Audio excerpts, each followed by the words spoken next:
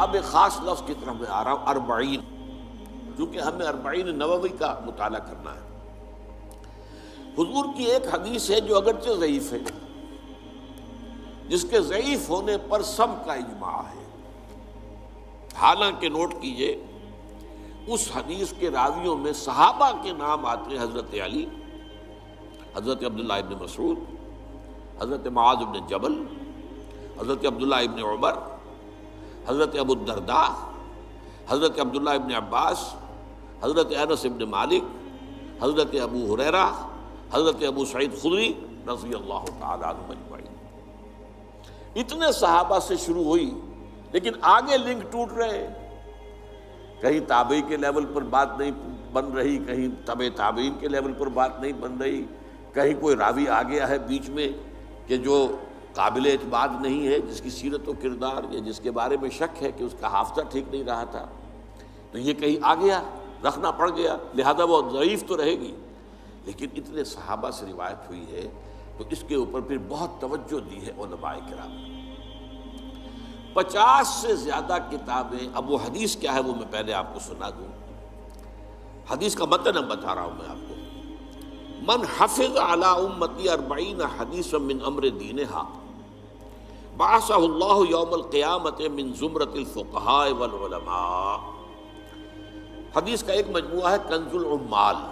جس میں ضعیف احادیث بھی ہے، صحیح احادیث بھی ہے، کنز العمال، اس میں یہ حدیث موجود ہے۔ اور جیسا کہ میں نے کہا صحابہ میں سے اتنے صحابہ کے نام میں نے آپ کو دے دیے، یہ سب کے سب فقہاء صحابہ میں سے، بہت چوٹی کے صحابہ میں سے۔ لیکن یہ ہے کہ وہ اس کی روایت، جیسا کہ میں نے عرض کیا، سارا دار و مدار روایت پر ہے،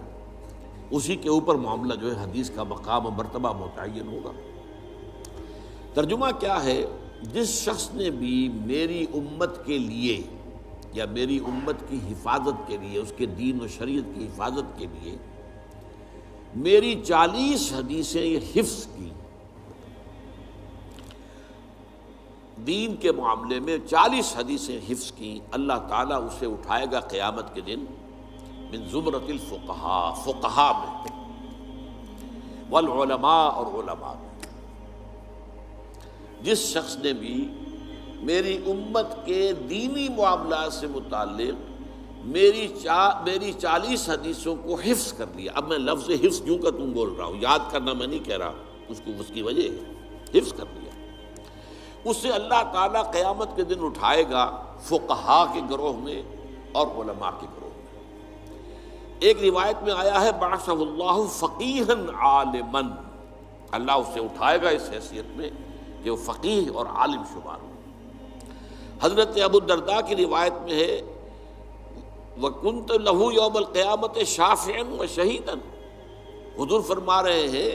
اس شخص کے لیے میں قیامت کے دن سفارش کرنے والا بھی ہوں گا اور شفاعت کرنے والا بھی ہوں گا اور گواہی دینے والا بھی ہوں گا اس کے حق میں۔ حضرت ابن مسعود کی روایت میں ہے اس سے کہا جائے گا قیل لہ ادخل من ای ابواب الجنت شئت، تم جنت کے جن دروازوں میں سے جس دروازے میں چاہو داخل ہو جاؤ۔ اور فی روایت ابن عمر، حضرت عبداللہ ابن عمر رضی اللہ تعالی عنہما کی روایت میں ہے کتب فی زمرۃ العلماء وحشر فی زمرۃ الشہداء، اس شخص کا نام لکھ لیا جائے گا علماء کی فہرست میں، اور وہ قیامت کے دن اٹھایا جائے گا، میدان حشر میں لایا جائے گا شہداء کے ساتھ۔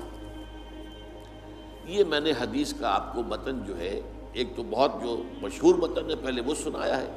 اور پھر مختلف راوی صحابہ کی طرف سے جو روایت ہو کر آئی ہے تو اس میں تھوڑا تھوڑا جو فرق آیا ہے وہ میں نے سنا دیا۔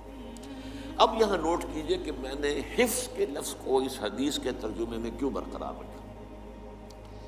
دیکھیے حفظ کا ایک عجیب تصور تو ہمارے ہاں ہے، قرآن کا حافظ ہے، مفہوم جانتا ہی نہیں، یہ کیسا حافظ ہے؟